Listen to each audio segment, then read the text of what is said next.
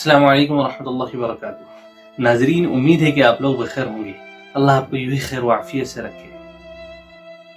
آج ہم اور آپ جس بیماری سے جوجھ رہے ہیں اور جس بیماری سے پریشان ہے وہ کووڈ-19 کورونا ہے۔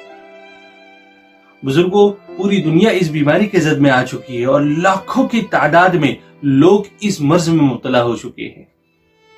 کیا ہم نے سمجھنے کی کوشش کی کہ یہ بیماری کی وجہ کیا ہے؟ آنے والے وقت کے اندر یہ بیماری کتنی مہلک اور کتنی نقصان دہ ہو سکتی ہے؟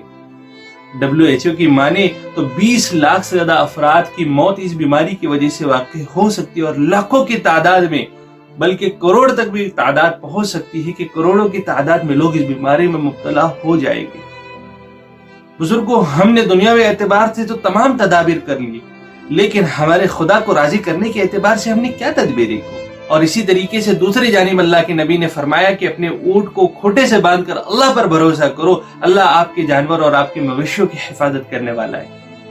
بزرگوں، آج ہم ویکسین کے اعتبار سے تو فکر کر رہے، دواؤں کے اعتبار سے فکر کر رہے، آئسولیشن کے حساب سے فکر کر رہے، کوارنٹائن کے حساب سے فکر کر رہے، کیا ہم نے اللہ کو منانے کے اعتبار سے فکر کی؟ کیا اللہ کے سامنے اپنے گناہوں کے اعتبار سے توبہ طائب ہونے کے اعتبار سے فکر کی؟ نہیں بزرگوں، یاد رکھیے کہ ہمیں اپنے اعمال میں چینجز لانا بہت ضروری ہے۔ اگر ہم یہ سوچتے ہیں کہ ہم دواؤں کے اعتبار سے ہم بیماری پر فتح اور کامیابی پا لیں گے تو یہ غیر مناسب ہے۔ پرہیز اپنی جگہ پر ہے، لیکن اللہ پر توکل، اللہ پر بھروسہ اور اللہ کے سامنے اپنے گناہوں کے اعتبار سے توبہ طائب ہونا بہت ضروری ہے۔ اسی کے ضمن میں آپ کے سامنے ایک واقعہ عرض کرتا ہوں۔ حضرت موسیٰ علیہ السلام کے زمانے میں بہت بڑا قحط پڑا۔ قحط کا نتیجہ یہ ہوا کہ پورے کھیت کھلیان سوکھ گئے۔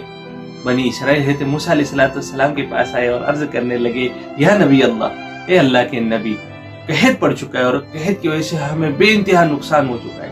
آپ اللہ کی بارگاہ میں ہاتھ اٹھائیے، دعا کیجیے کہ اللہ ہمیں اس مصیبت سے نجات دے۔ حضرت موسیٰ علیہ السلام نے فرمایا کہ تمام لوگوں کو جمع کر دو اور ایک کھلی جگہ میں تمام لوگ آ جاؤ۔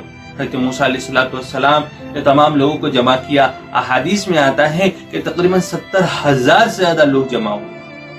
لوگ جیسے جمع ہوئے، حضرت موسیٰ علیہ السلام نے بارگاہ عزیز میں ہاتھ اٹھایا، خوب رو کر گڑ گڑا کر دعا کی، اتنی دعا کی کہ لوگوں کو لگنے لگا کہ اب قریب بارش ہو جائیں گی، لیکن بارش کے کوئی اثرات ہی ظاہر نہیں ہوئے۔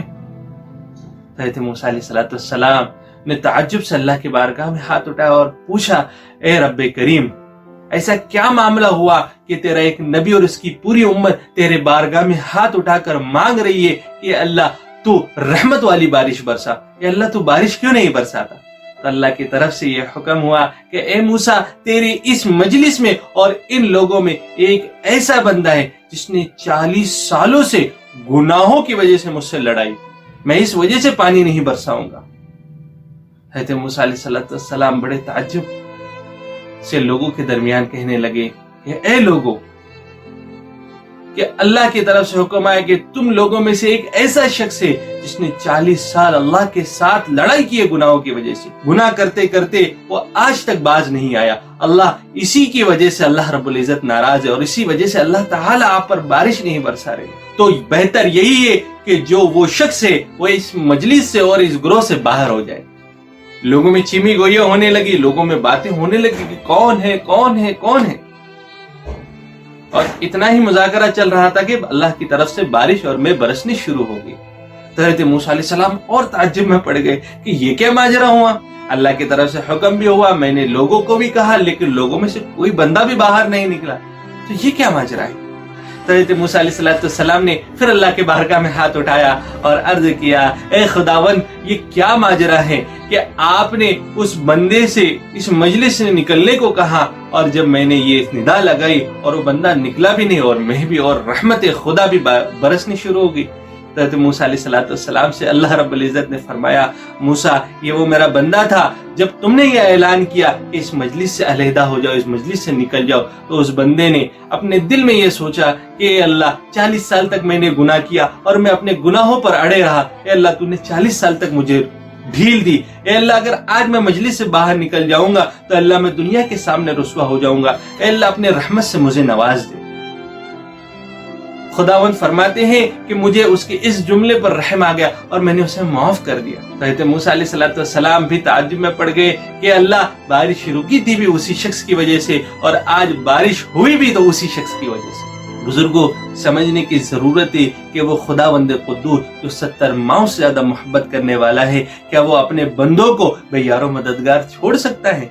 बुजुर्गों, समझने की बात है कि इस बीमारी में तासीर भी अल्लाह ने रखी है कि अगर ये बीमारी हमको तकलीफ पहुंचा सकती है तो सिर्फ अल्लाह के हुक्म से। अगर इस बीमारी के अंदर अल्लाह तासीर निकाल दे तो ये बीमारी हमें कुछ भी तकलीफ नहीं पहुंचा सकती। गर्ज बताने का मकसद ये है कि आज जरूरत है हमें अपने खुदा के सामने, अपने रब करीम के सामने अपने हाथ उठाकर अल्लाह से मांगने की कि अल्लाह हमारे तमाम गुनाहों को मुआफ फरमा दे और इस बीमारी को हमसे उठा ले।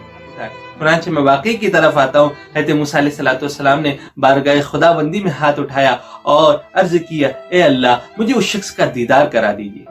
अल्लाह तबारक व तआला ने फरमाया कि ए मूसा, जब वो गुनाह के आलम में था, जब वो 40 साल उसने गुनाहों की वजह से मुझसे लड़ाई की, तब मैंने उसके राज को लोगों के सामने फाश नहीं किया। आज तो उसने तौबा ताइब कर दी, आज तो उसने मुझे मनवा लिया है, तो क्या आज मैं उसको लोगों के सामने जाहिर कर दूं?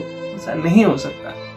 तो वो खुदा है, हमारे अंदर के, हमारे जाहिर के, हमारे बातिन के तमाम अहवाल को जानता है। बुजुर्गों, आज तौबा करने की जरूरत है।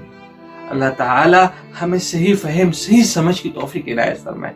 व आखिरु दावाना अल्हम्दुलिल्लाहि रब्बिल आलमीन।